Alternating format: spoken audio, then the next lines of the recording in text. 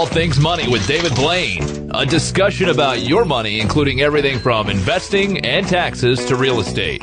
Now with this week's program from D.L. Blain Company in New Bern, here's David Blain. Hello and welcome to All Things Money. My name is David Blain, and during today's show, we're going to be continuing with our outlook for the year 2011. For those of you just tuning in maybe for the first time, the past 2 weeks we've been giving an outlook for 2011 on the stock market, some commodities and things of that nature. Today, we're going to start with our economic outlook, inflation, bonds, to give you an idea of what could happen in the years ahead. As I always say with the predictions and looking out into the future, we do this to give people an idea of what may occur. Nobody knows what's going to occur. We recommend that you do not make wholesale shifts in a good long-term investment program based on what you may or may not hear on the show. What we're here to do is give you an idea of what to expect so that when you see markets go up or markets go down, you have a better understanding of why they do. Anyone that's seriously involved in investing for the long term should not be making changes on a monthly or weekly basis as maybe the traditional media would have you believe. So we like to do these outlooks, but once again, it's the events that will take place in 2011 that nobody is looking for that will ultimately shape the direction of the markets and what happens. So before we get into the outlook, our phone number is 252-633-0107. Our email is allthingsmoney@dlblain.com. And you can visit us on the web at www.dlblain.com. There you'll find some good information on myself, the firm, archive copies of previous shows. So we encourage you to log on there and check it out. So let's get into the economic outlook. Once again, the one thing that I can say with more confidence than anything is in 2011, it's the major developments that we can't foresee that will ultimately shape what happens. So without further ado, going ahead, we expect that economic growth in 2011 will exceed that of 2010 by maybe half a point. Particularly consumption continues to grow, equipment and software spending continue to rise. These will be some of the big drivers of economic growth. Inventory should grow in line with demand, not a too large an overstocking of inventory or a drawdown of inventory such as we saw in 2008. Residential and non-residential structures, I think, will still, they'll produce a small contribution to growth, but the real estate market is still having some problems.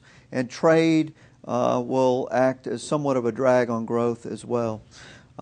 Consumption, we've seen a tremendous rebound in vehicle sales.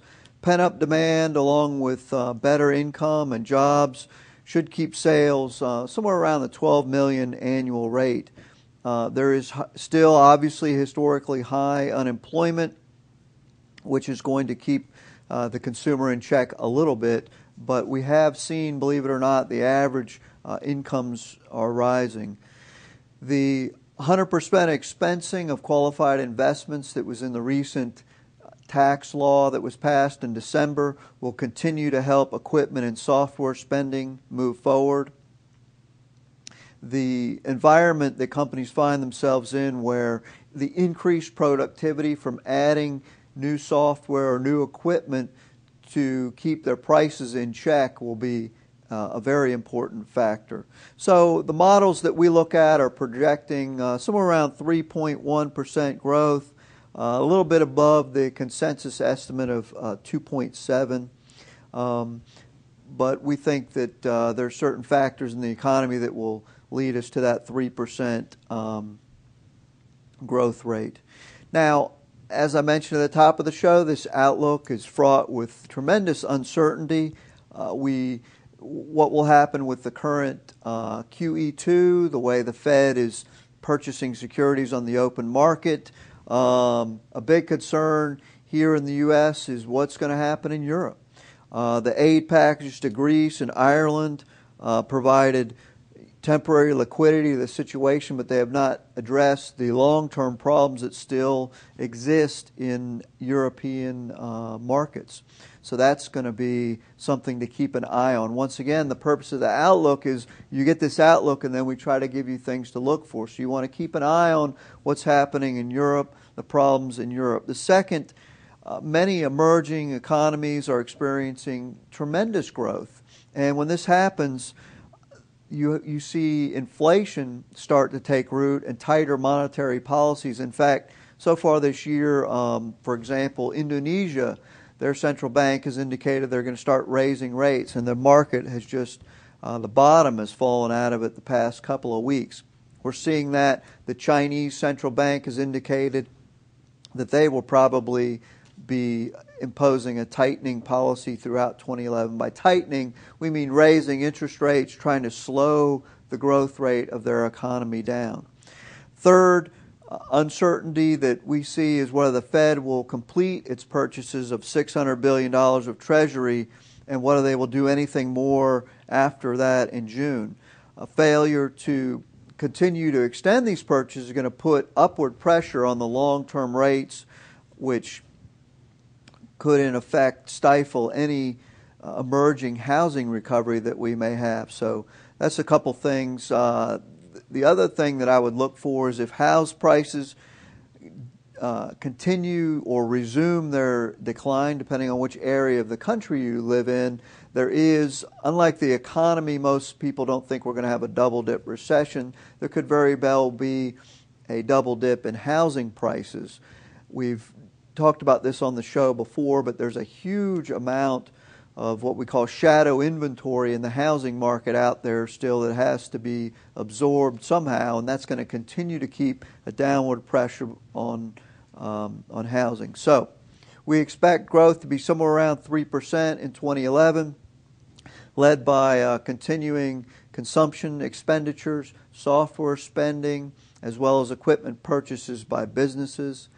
Some risks to this outlook include the European crisis. Can Europe pull itself out, not just short-term but long-term, from the problems they have? Second, the emerging economies that are currently driving global growth, if their growth gets too overheated and their central banks have to start raising rates, it's going to put a damper on the growth rate around the world. And third is our own Fed, if what they do after the completion of the current QE round of bond purchases. We have to keep an eye out on the long-term rates would be harmful to the economy if they go up. So we'll come back and we'll talk a little bit about the outlook for inflation as we continue with our 2011 Outlook series.